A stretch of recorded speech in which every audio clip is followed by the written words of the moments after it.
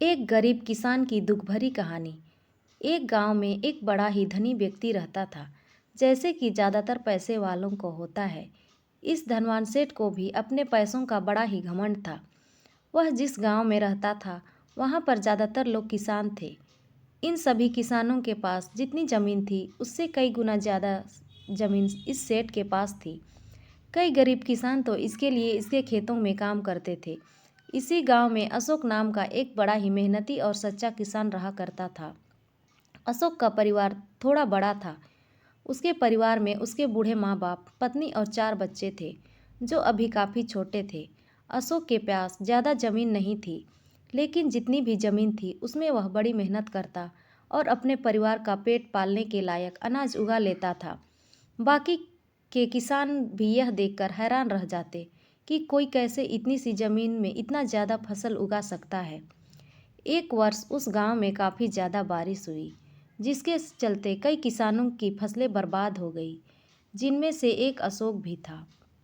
अब अशोक धर्म संकट में पड़ गया, क्योंकि उसके परिवार में उसके अलावा कोई और कमाने वाला नहीं था और अपने परिवार को भूखा मरते हुए वो देख नहीं सकता था।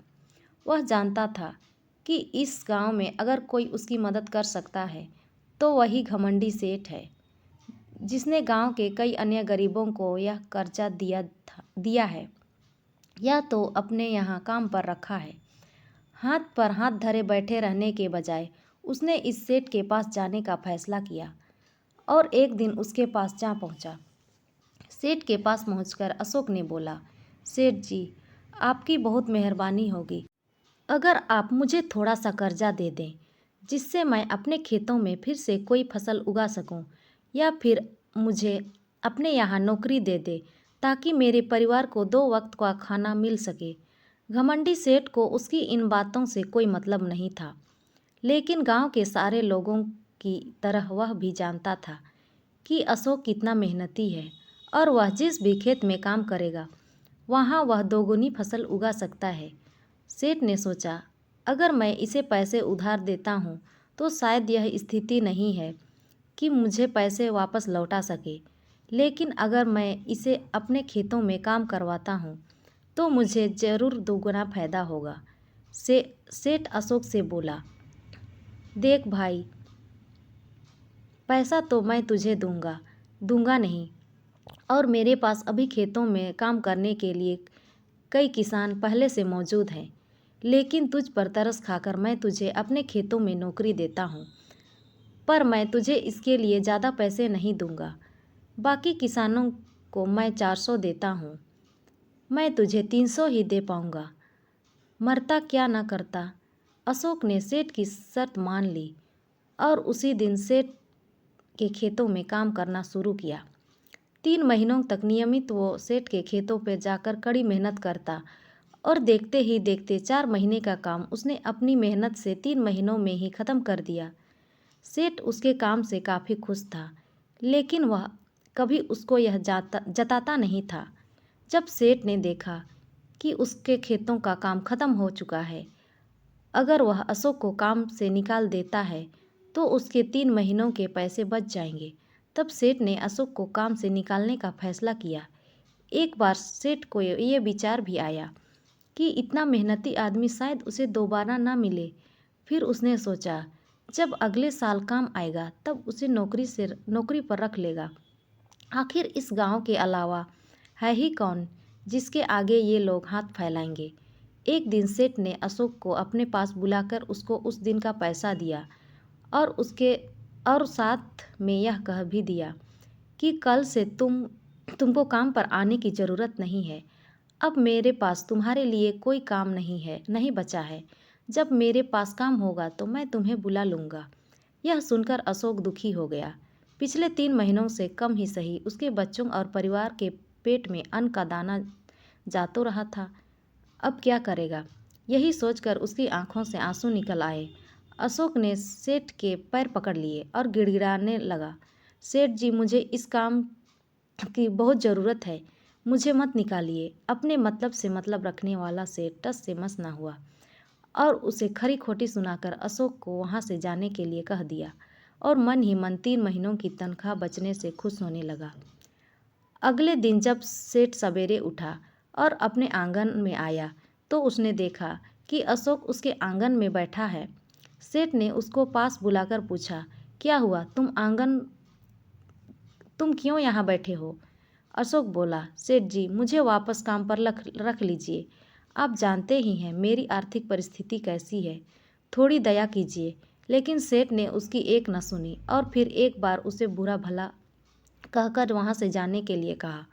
बेचारा अशोक अपना सिर नीचे झुका के वहाँ से चला गया। अगले दिन यही घटना दोहराई गई। अशोक फिर सेठ के आंगन में बैठा था। सेठ ने फिर उसको वहाँ से जाने के लिए कहा। यही घटना अगले कई दिनों तक चलती रही।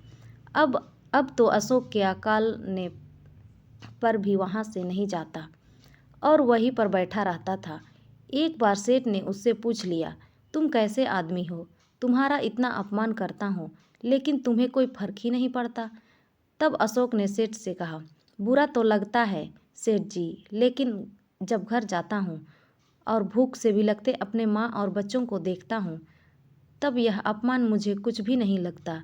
इतना सब होने के बाद भी सेठ का दिल जैसे पत्थर का बना हुआ था। उसने अशोक को अभी तक काम पर नहीं रखा और ना ही उसका ऐसे करने का कोई इरादा था। एक दिन सेठ ने सोचा कि कुछ दिनों के लिए किसी गांव चला जाता हूँ ताकि अशोक से पीछा छुड़ा सकूं। अगले दिन अशोक के आने से पहले ही सेठ अपने परिवार को लेकर अपने किसी संबंधी के यहाँ चला गया और वहाँ पर 10 दिनों तक रहने के बाद अपने घर वापस लौटा। घर लौटते ही सेठ ने आसपास हर जगह नज़र दौड़ाई तो पाया कि वहाँ पर अब अशोक नहीं था। सेठ ने सोचा, मेरी तरकीब काम कर गई, लगता है अशोक ने अपना पीछा छूट गया। हालांकि अब सेठ के द्वार पर अशोक नहीं बैठा था, लेकिन अशोक का विचार अभी भी सेठ के मन में घर पर बैठा था। सेठ सोच रहा था, अशोक इतनी जल्दी हार मानने वाला आदमी तो नहीं दिखता है। उसके साथ क्या हुआ होगा? क्या उसे कहीं कोई और काम मिल गया होगा या फिर और कुछ?